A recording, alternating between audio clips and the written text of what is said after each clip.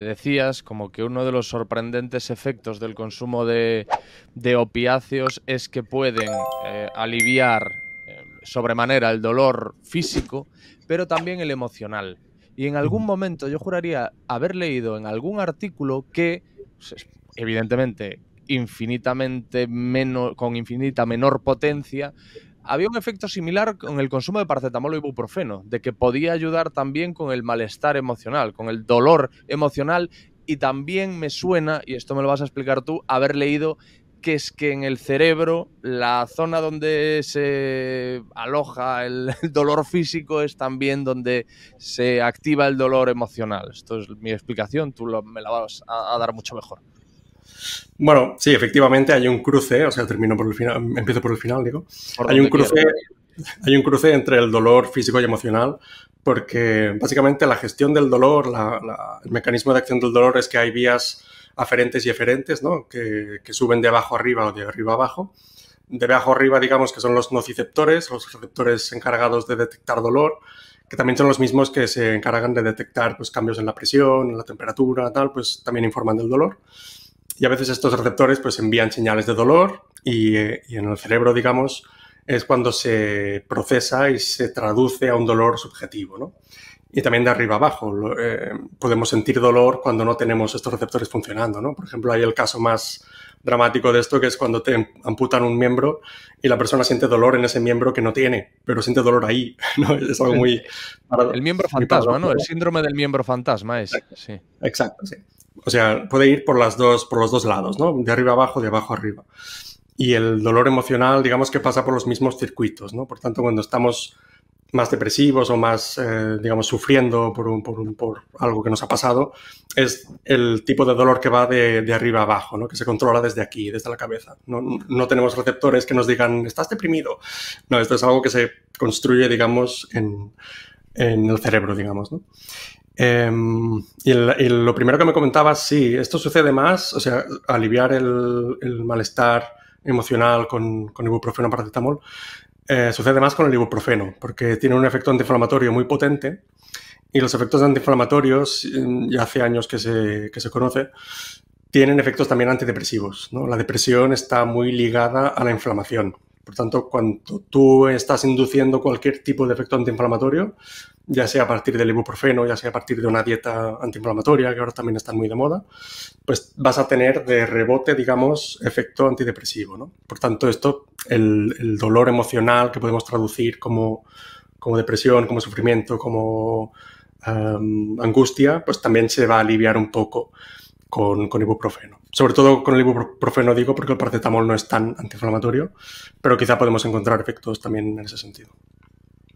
O sea, es el efecto antiinflamatorio. Es que sí, también he leído, más referido a la dieta, que yo no sé si es un tipo de depresión, no sé si es una corriente que lo considera así, pero que habla de que la depresión está directamente relacionada con una inflamación cerebral. Bueno, sí, está relacionado, sí, lo has dicho bien. Técnicamente es como lo has dicho, está relacionado. Lo que pasa es que no sabemos hasta qué punto es causa o efecto tal, ¿no? O la Bueno, claro. direccionalidad de esto. Entonces es uno de los factores que está bien tener en cuenta, ¿no?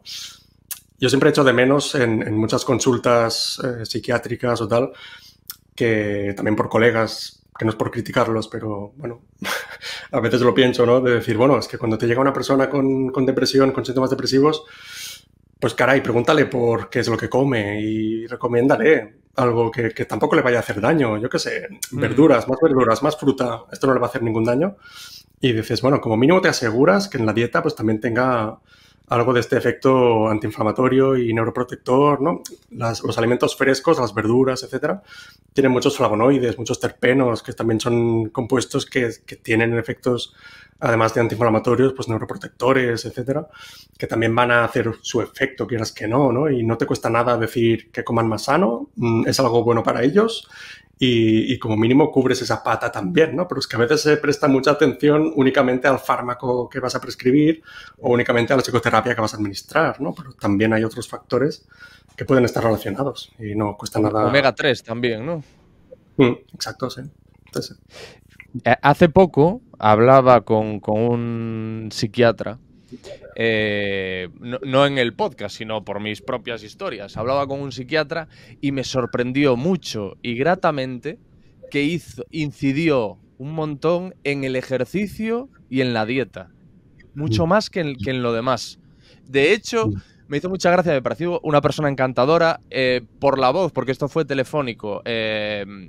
Intuyo que era alguien mayor, que me parece interesante matizar esto, porque uno puede pensar, bueno, la gente joven, que es recién licenciada, está un poco más al tanto de que la importancia del ejercicio. Esta persona era una persona mayor e incidía muchísimo en el ejercicio y te comentaba que me hizo gracia porque además estuvimos hablando muchísimo tiempo, porque el señor especificaba mucho, tú intenta por la mañana salir, que te dé la luz del sol, es decir, cosas muy interesantes que yo había escuchado, pero que había escuchado en la divulgación científica, especialmente en Estados Unidos, pero no en la clínica, no cuando alguien me había tratado a mí o también estaba más al tanto de gente que tenía un poco el lamento, la queja que tú tienes de que no se preste más atención a circunstancias que van mucho más allá de la medicación, que son, bueno, pues el contexto del paciente en el momento en el que se presenta en tu consulta y te dice no estoy bien.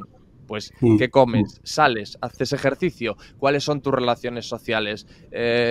¿Tienes momentos de asueto? ¿Tienes momentos de ocio? Etcétera. Claro. ¿Qué tal duermes también? Y es que, de hecho, el ejercicio ya de por sí genera neuroplasticidad, incrementa la plasticidad neuronal.